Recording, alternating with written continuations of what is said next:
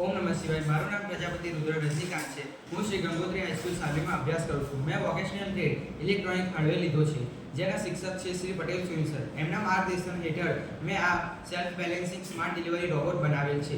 જે self balancing smart delivery robot બે પૈડા પર સંતુલન રાખી એક રોબોટ છે, જે પોતાનું સંતુલન જાતે જ રાખે છે।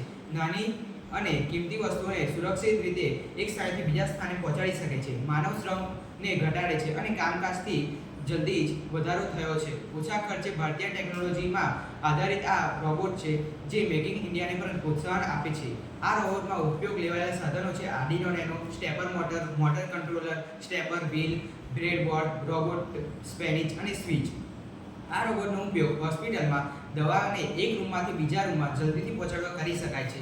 શાળા અને કોલેજોમાં પત્રો, દસ્તાવેજોને પણ એક ક્લાસરૂમમાંથી બીજા ક્લાસરૂમમાં પોતાની જાતે પણ એક સ્થાનેથી બીજા સ્થાને લઈ જઈ શકાય છે। ઉદ્યોગોમાં નાના નાના સાધનોને એક સ્થાનેથી બીજા સ્થાને પહોંચાડી શકાય છે અને તેમાં એક પ્રોગ્રામ સેટ કરી દઈએ તો તે પોતાની જાતે જ આ બધું કાર્ય કરી શકે છે। તથા વૃદ્ધો અને ઘરડા માણસોને પણ પોતાના કામકાજમાં પોતાના દૈનિક જીવનમાં પોતાની જાતે મોબાઈલ દ્વારા રોબોટ કંટ્રોલ કરીને પોતાની વસ્તુ એક સ્થાનેથી બીજા સ્થાને લઈ જઈ શકે છે।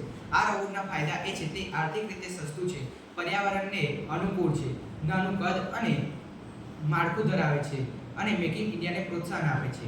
ભવિષ્યમાં આમાં હું લાઈવ વર્ઝન એટલે કે તેમાં આગળ કઈ પ્રક્રિયા ચાલુ છે તે મોબાઈલ દ્વારા આપણે જોઈ શકીએ છીએ। તથા અવરોધમાં શોધ એટલે કે કોઈ આગળ રોબોટની આગળ કોઈ વસ્તુ આવી જાય તો તેની જાતે રોબોટ ઊભો રહી જઈ શકે અને તેનું સ્થાન બદલીને બીજી જગ્યાએ પોતાની જાતે જ્યાં જવાનું હોય ત્યાં જઈ શકે છે।